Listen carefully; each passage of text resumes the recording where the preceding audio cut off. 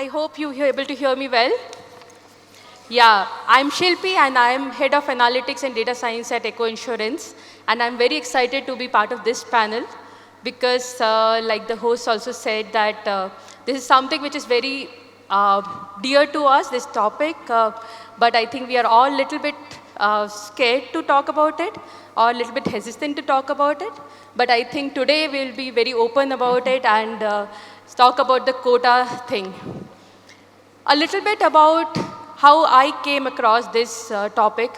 I've been always very, very pro-meritocracy. I thought quotas and reservations doesn't make sense. College started quotas for women.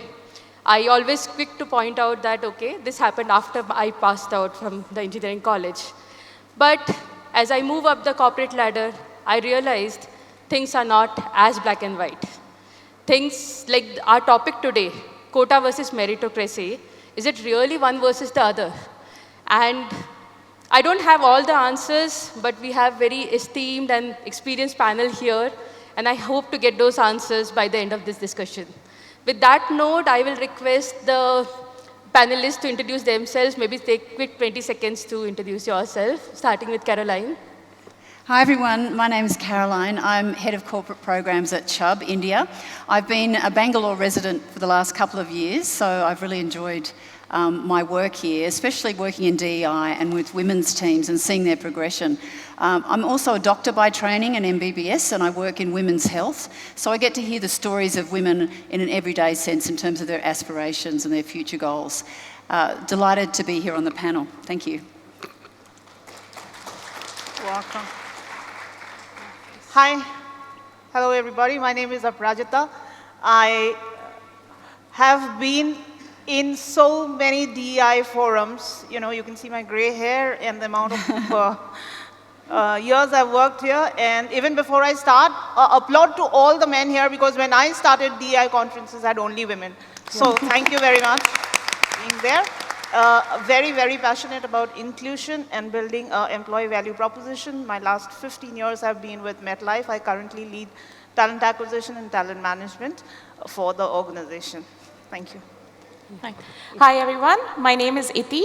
I head Analytics and Insights Advisory at Landmark Group. Here's a fun fact. My name actually means the end. So I'm actually the youngest of 3 sisters. And if you really look at my family, the diversity ratio was always skewed on the women's side. So that was like just my dad, mom, and 3 sisters. But we did grow up in a small industrial town. So I think I've seen every gender stereotype, every bias that could possibly exist. I think there is a lot that has changed, and there is a lot that can still change. Thank you, Itti. Thank you. Hello, everybody. My name is Paridhi, and I head data science at Newton School. Newton School is an upskilling company which upskill working professionals in data science space. I'm very excited to be a part of this panel. The way Itti mentioned a fun fact, I think I also relate to it. I'm not a tech person. I'm very new into this industry. While I have worked 11 years across heading businesses across geographies and into fashion and lifestyle businesses, basically. For me, technology is very new. I'm 3-month-old into this business. But I'm a BCom graduate, right? So very excited to have a point of view on this topic of quotas versus meritocracy. Sure. Yeah. Welcome, Paridhi. Thank you. So thank you all for the introduction. Before we start the discussion, I have a question for all of you. What do you think is the most discussed topic these days in the Indian tech industry?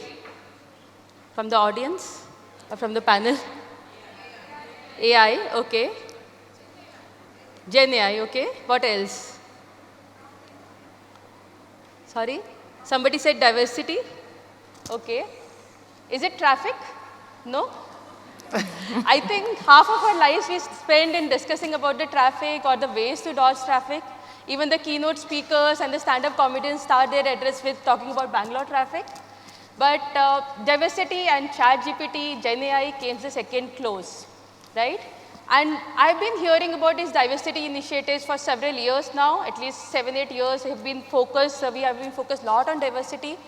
But I really want to know whether this diversity initiatives have helped till now, and that's where this topic or this discussion come in. Let's do this quick survey with the audience right now. I hope you are all warmed up for the small show of hands. Can you give me some hands, raise your hands if you report to a female boss or female manager? Wow. Yeah, I think it will be 30, 40% people, somewhere around that. 30% people, okay.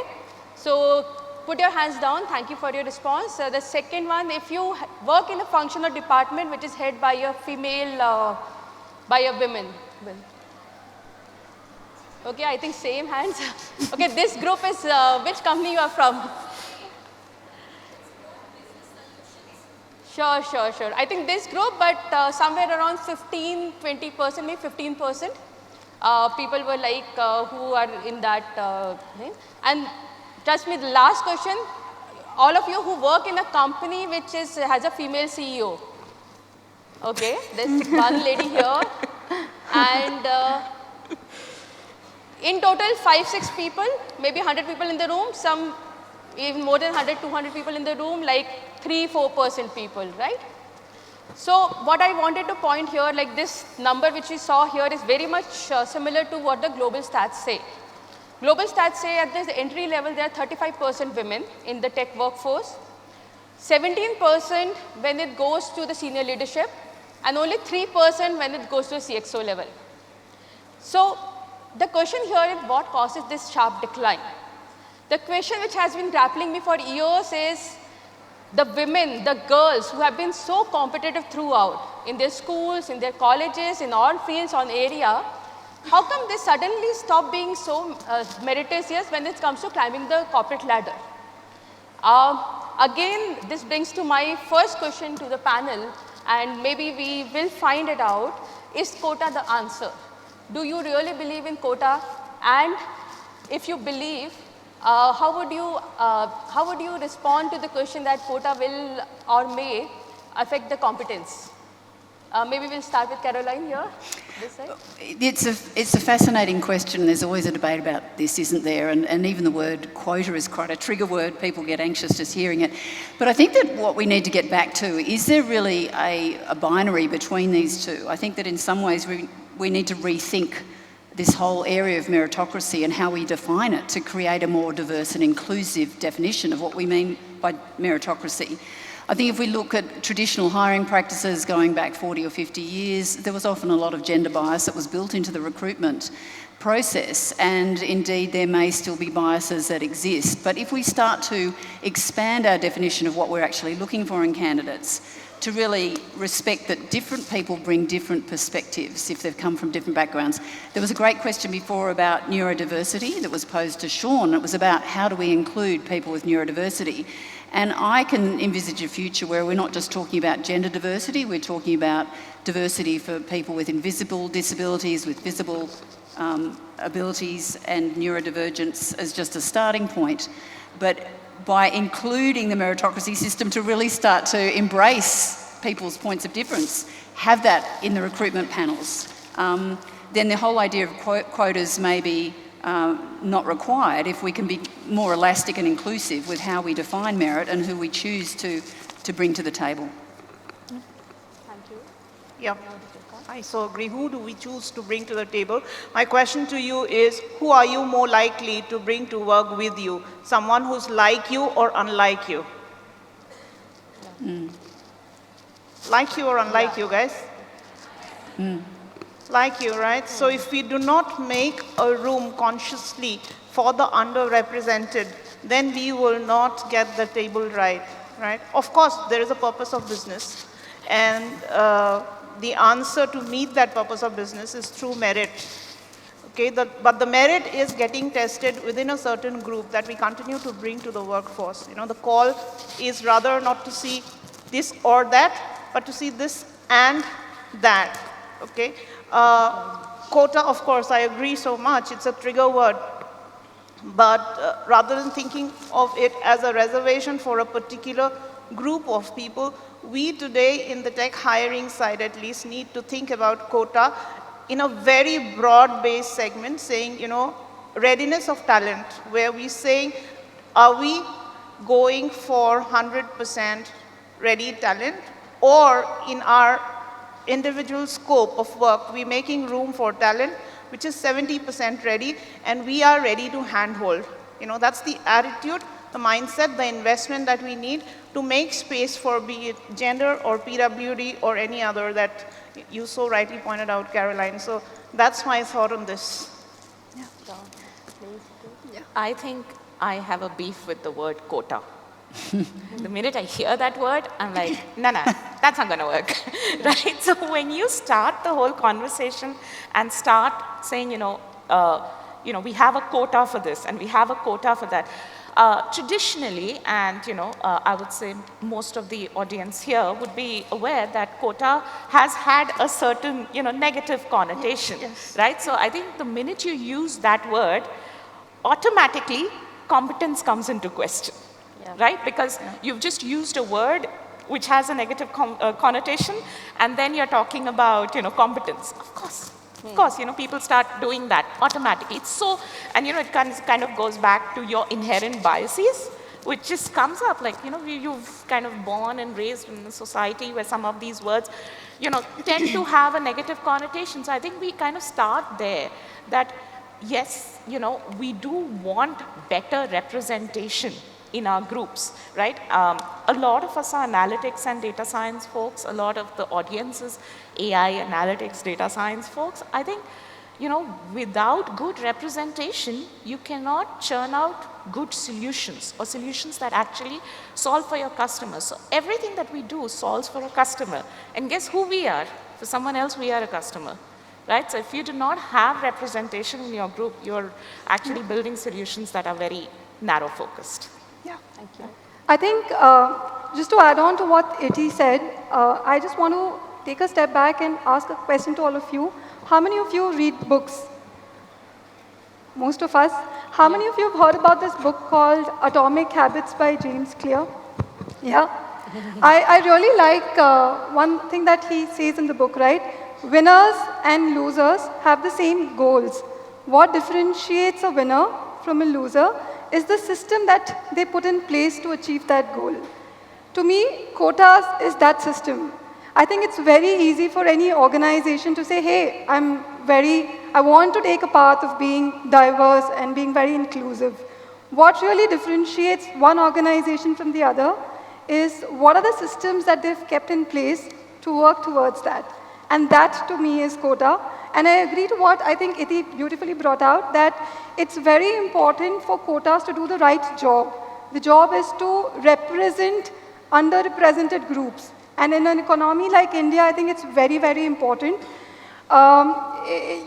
It's very funny. A debate like this can also throw a light on another debate. Are we really, when we talk about quotas, are we really trying to solve for people, or are we trying to discriminate people? Right? So I think it's very important to have the right feeling when we try and address the main purpose of quotas. Yeah, thank you for the panelists to throw. I would reflect on some of the important points which were brought out, is whether is quota for discrimination or really solving the problem. Quota has a negative connotation typically, what we have grown with, right? The thing here also what Aparajeeta and Caroline talked about, but what will happen, right? People tend to, what is the definition of merit in a way? We tend to bring in people who are the most successful people. We try to bring in the replica of those. And those currently, because of the ratios, happen to be men. So somewhere there is a thin line between the two, like how do we promote women to that group, and how do we get more women to that groups to create those benchmarks itself. So somewhere I think that leads to my second question, which is, I think we'll start with you, Paridhi, this time. The second question about, like, if you have seen from your personal experience a quota-based or merit-based system which works properly, which was perfectly, and any positive, negative experiences you have in your personal experience with the quota-based and merit-based. I think I can take my example. Back then, when I was trying to figure my higher education in 2011, I obviously, I am Lucknow graduate, so I used to hear people say, hey, are you a woman? Oh, you get an extra mark in the eligibility criteria. Hey, are you a BCom graduate? Oh, you have another extra mark, right? Obviously, I think somewhere it did pinch me that, you know, am I being looked at as somebody who's just got a wild card to enter IIM? Obviously not, right? IIMs are prestigious institutes in India, and they have a criteria of not just eliminating or having an eligibility criteria, but also they do have group discussions and personal interviews, which are obviously merit-based to bring you in. And once you're in, I'm sure a lot of us can vouch on the fact that you are literally supposed to perform like any other peer. And the success that you see on campus, outside campus, obviously is completely merit-based. And I think sitting today here, being a part of Newton School, I'm very proud to reflect back on my journey, which vouches for the fact that, hey, all of this was merit-based. I've spent my foundation years with Unilever in Mumbai, working across geographies, largely leading personal care categories.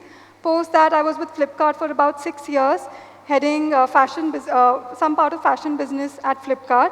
And 3 months back, I thought it's very important for me to make a difference in a lot of lives the way I have made a difference in my life. And here I am at Newton School trying to question these inhibitions of I want somebody like me always. Yeah. I think I won't go back to quota-based hiring, but I think I go back to the main point where we've been able to develop solutions because of diverse representation in the group, right? So anyone over here who studied design thinking, innovation, etc., you would have heard this, bring a bunch of people into a room and understand exactly what is it that they really want, right? So when you build analytics solutions, or when you build products, forget analytics solutions, just think of baseline products, right? When you build products, you're building for masses, right? And you're building for everybody to use the product. Now, from that perspective, if you don't have a good representation in the room, you're going to miss some parts. I can talk about an example. I was working for a particular retailer, and we were discussing, this whole concept of customer experience not being all that great.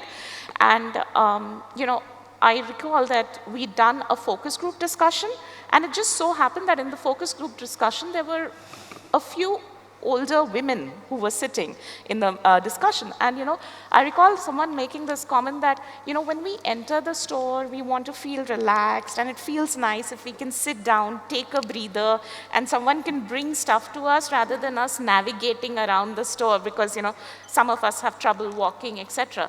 And we recognize that sometimes the stores were not built to allow everybody to walk around easily. There were narrow lanes and corridors, etc. But just bringing that aspect in and then relooking at our store designs and how we treat all our customers, it really helped us kind of deliver a much better customer experience. And that's where I think when you have diverse opinions in a room, you can really get that. Because till that time, the rest of us who were thinking we are customers, we were all like, it's all fine. I can get to that and I can get to this. This is all fine. We never thought that, or, we were thinking, okay, at best, if you have to walk around, there is space, you can walk around.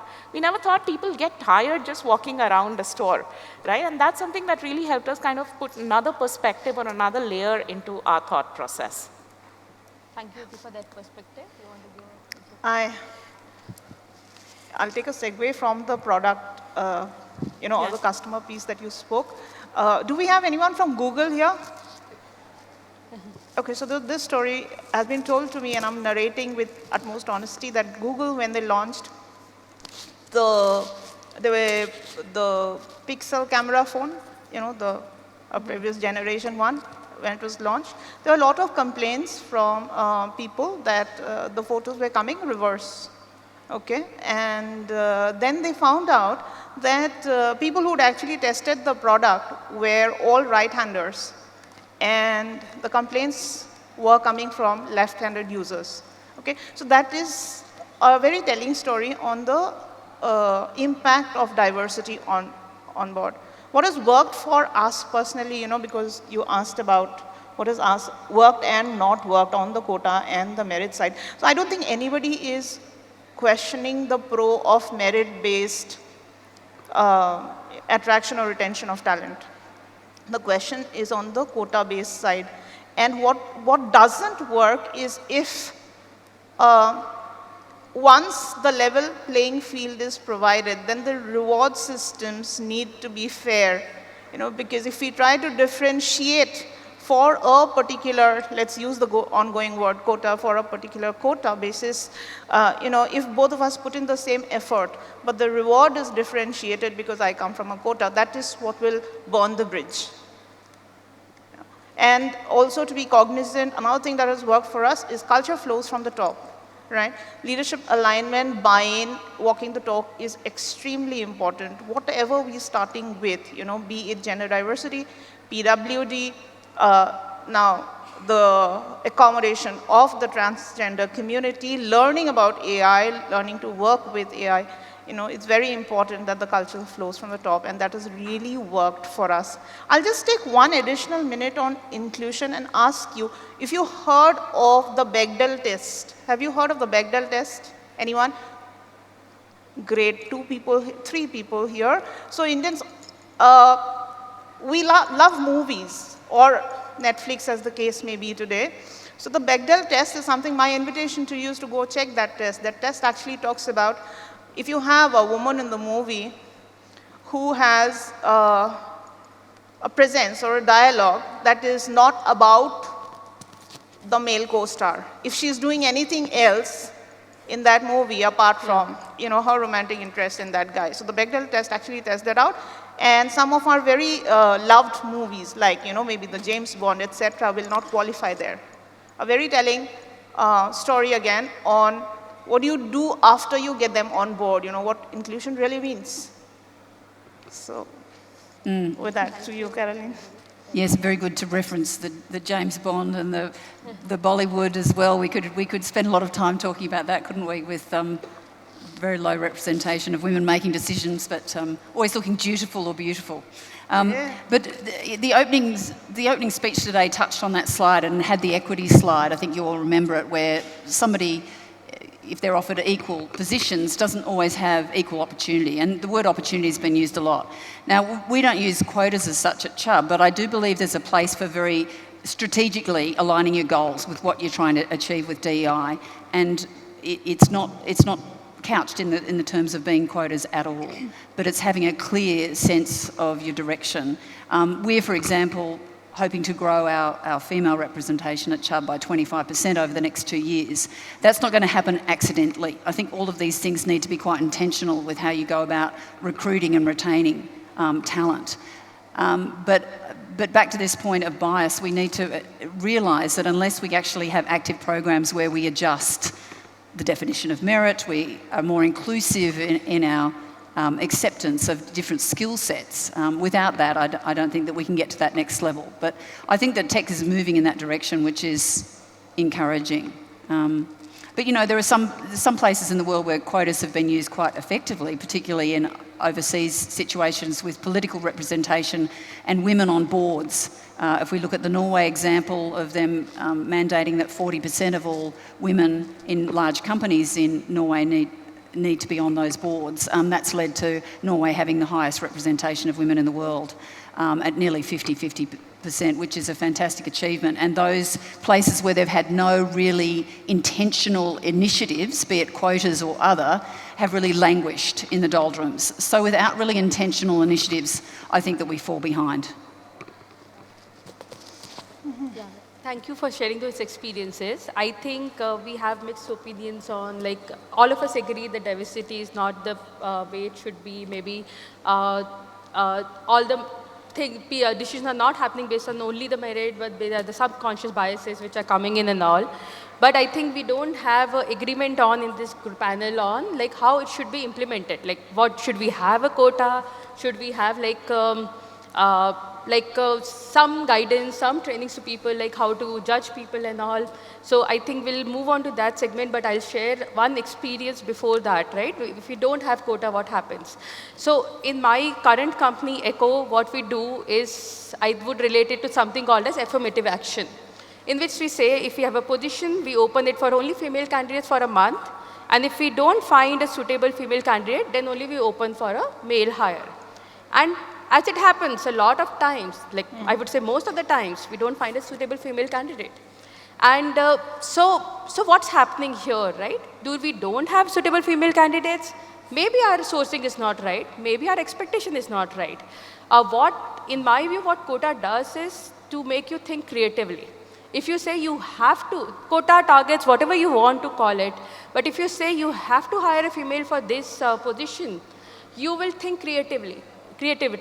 Like creativity, one-on-one says that you have to have constraints to think creatively, right? So basically then, if that constraint is put on me, I would think, like I'm heading analytics, so do I really need engineers for analytics? Most of my people are engineers actually, but do I really need engineers? Shall I go to the other colleges and hire maths and economics graduate?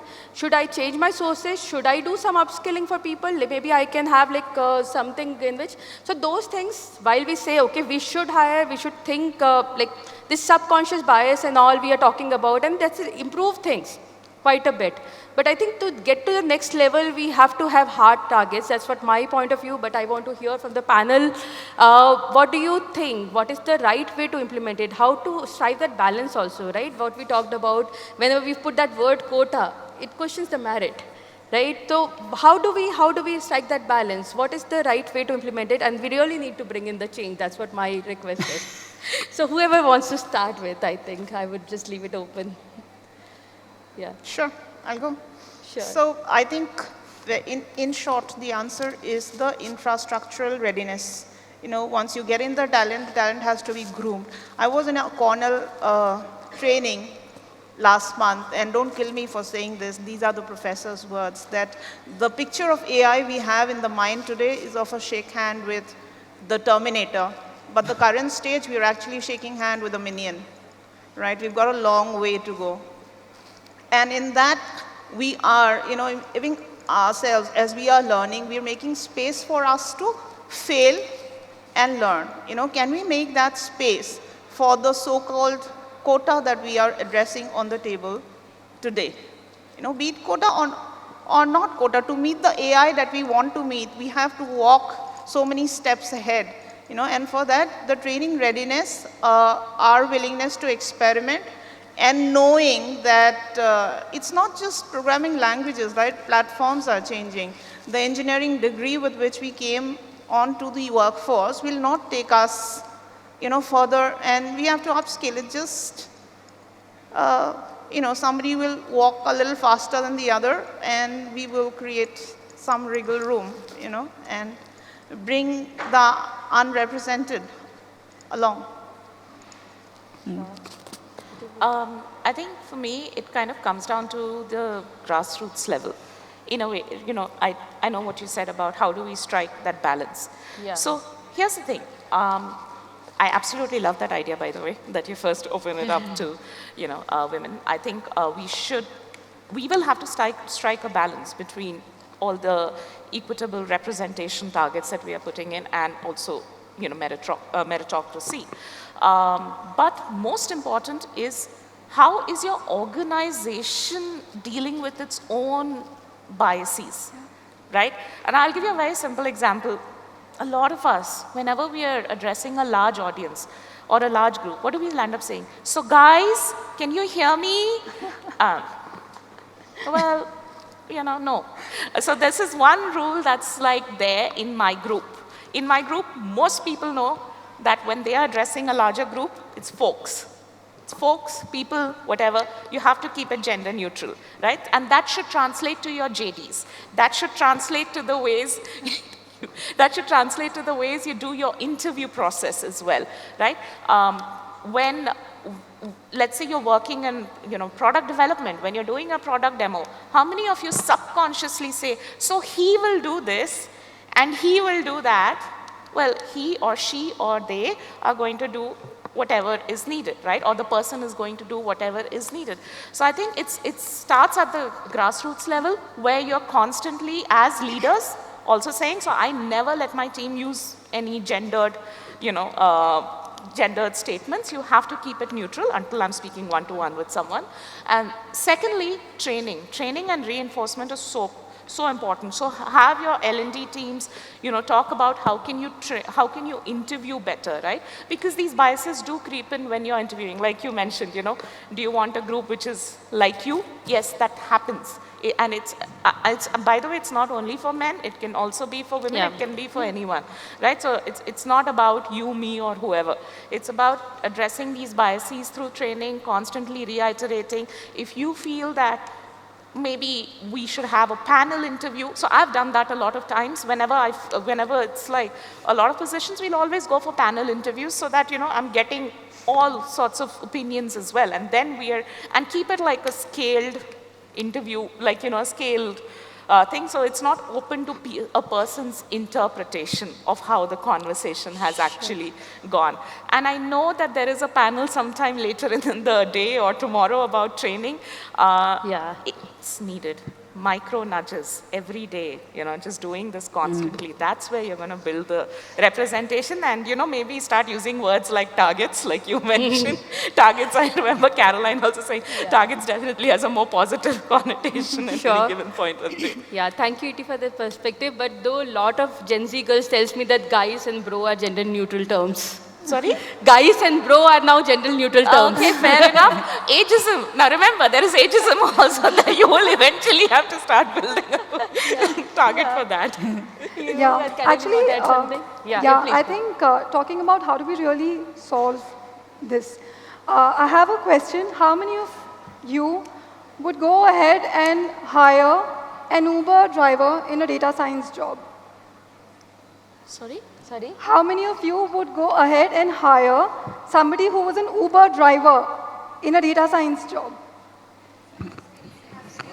If you would hire an Uber If driver he has in a data skills, science but what if his resume says that I'm an Uber driver and I have these skills? Yeah, I think our systems should also talk the same. Very important, and this is a real example that we have at Newton. We have a lot of, because we're an upskilling company, a lot of people do come requesting us wanting to upskill. We've had examples of Uber driver. He's placed, by the way, right now. We've had an example of somebody who's a 32-year-old wanting to restart, wanting to apply at an entry-level MIS or a data analyst job. We've had a vegetable seller's son wanting to, upskill. And I think it's very important because, and I want to take an example of what we're trying to, give you an example by talking about what we're trying to do at Newton. We're an outcome-oriented company. We take people, we upskill them, and then eventually we place them. And therefore, education in India, it's a tough space to be in. You need to have the right bars in place. And every day we go through this question, hey, should we really say okay for people who are not the usual ones that we end up hiring to come upskill with us? Because at the end of the day, we're responsible to get them placed. And that is the change that I think we should bring in our organizations. How do we not let quota define an opportunity to gauge skilling of an individual? Rather, how do we identify the skills of an individual and then be open, irrespective of the background that they have? I think that's an important shift that we have to do. It's the same thing that we're trying to do at Newton. We have a very merit-based admission test that we take, irrespective of whether he's a 32-year-old, irrespective of whether he's currently chosen to not work, take a break, really not employed anywhere. We take a merit-based test, and then we have a very stringent process of imparting education, a lot of assessments. We allow only merit-based individuals to sit for placements, and then eventually we become the voice to organizations on giving him a chance to interview.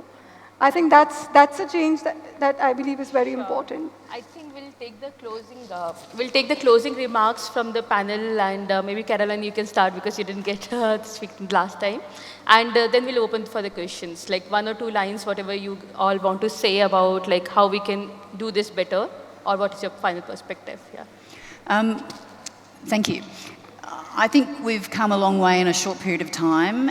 I think there's a lot to be done still in terms of awareness and in terms of expanding our sense of meritocracy. And I think that we still need to, all of us, really address the unconscious bias that perhaps leads to snap judgments based on gender, ability, background, culture, race, that perhaps cloud our opinions of people and perhaps deny them certain opportunities. So it's about really busting the bias and recognising that that is really the pathway to greater diversity. But I think we're on our way already. The fact there's a conference with 800 plus delegates, that we're having this conversation, that companies are starting to publish their data on how many women they employ and the programs that they use to attract and retain talent.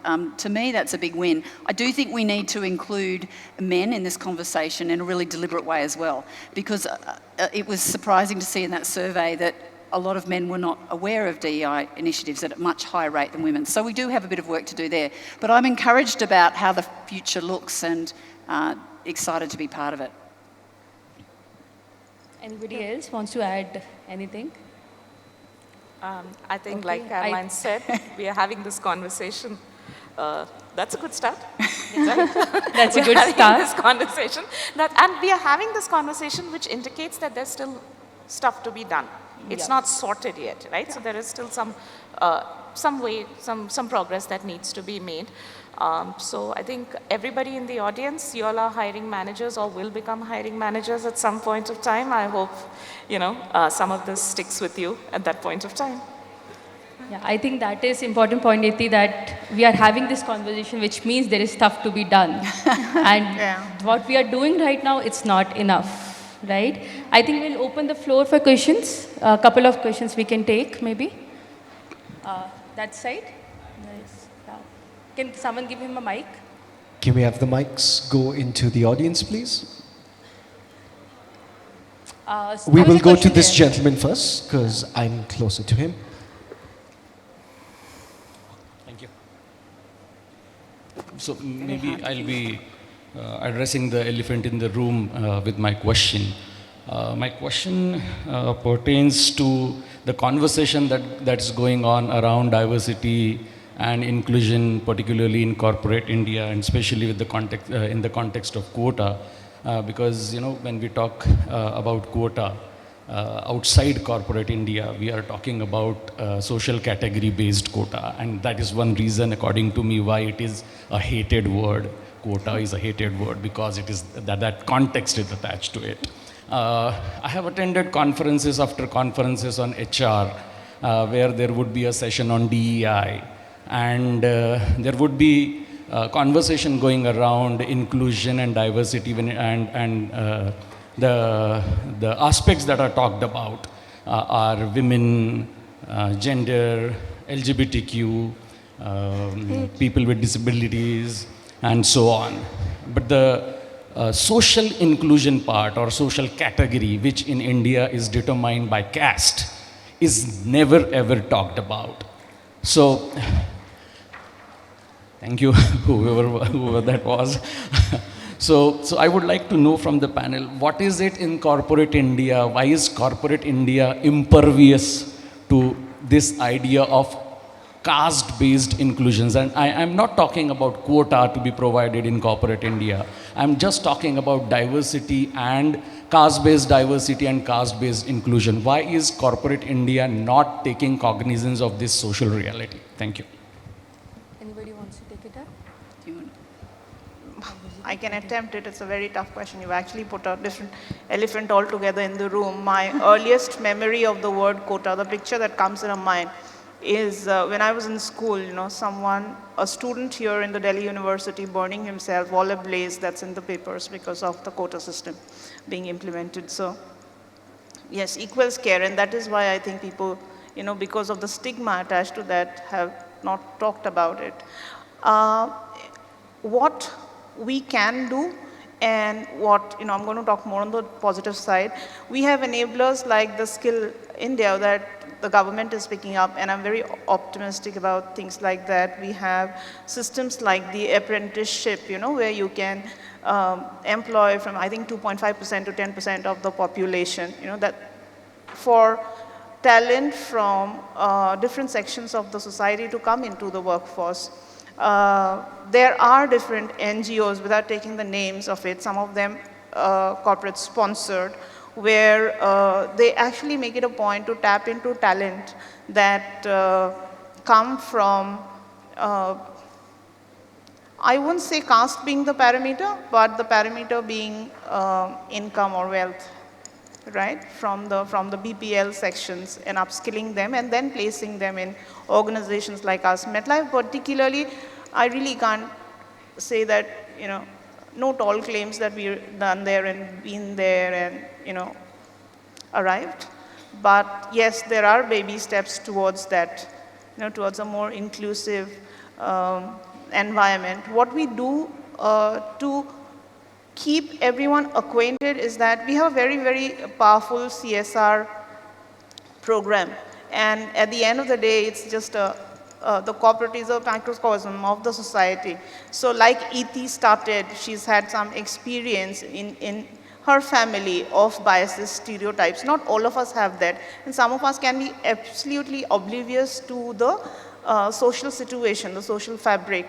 So what the programs like that do is give a chance through employee volunteerism for people to see the real world and then be a little more empathetic and a little more appreciative of what's coming your way. I hope I'll just add quickly to it. I think the reason the corporate is a little scared to talk about it because they kind of worry that if they start on that path, it might be a top-down thing. I think when we talk about quota on women also, I think quota term people don't want to use because it cannot become a top-down thing. It has to become within, it has to be grown within. The quota thing, it's like somebody has, you cannot work without it. Like if you don't get a women, you cannot hire. Or you cannot get that candidate from another caste or religion, whatever it is, you cannot hire.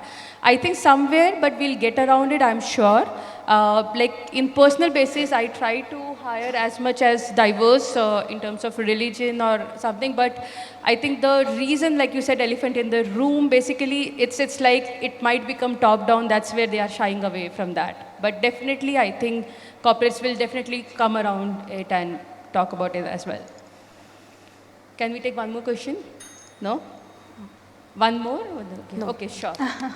Okay, so we'll close this panel. I would just say in the end, like, when we say quota, we don't mean lowering the bar, but we have to think creatively. If you have targets, it will make you think creatively and get more women on the board, especially the leadership. Thank you.